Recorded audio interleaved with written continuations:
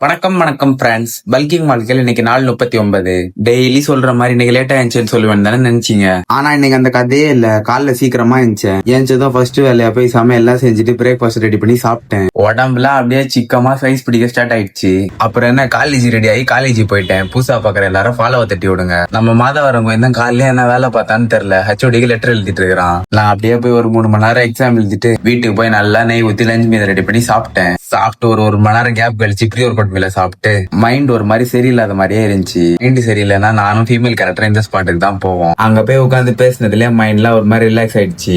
அப்படியே ஜிம் பக்கமா போயிட்டேன். என் காஸ்டியூம் பார்த்தாலே உங்களுக்கு தெரிஞ்சிருக்குமே இன்னைக்கு என்ன நாள்னு. வேற என்ன, இன்னைக்கு நமக்கு லெக் தான். இந்த பல்க் முடியறதுக்கு முன்னாடி நம்ம லெக் தரமா இருக்கும். ஏன்னா வெயிட்ஸ் எல்லாம் அந்த மாதிரி போடுறேன். ஒர்க் அவுட்டை போட்டு சாத்திட்டு ஜிம்லேயே ப்ரோட்டீன் ஷேக்க குடிச்சேன். மத்தியமே அண்ணன் கடை துரோகம் பண்ணிட்டு மன நிம்மதி தேடி வேற கடைக்கு போனேன்ல.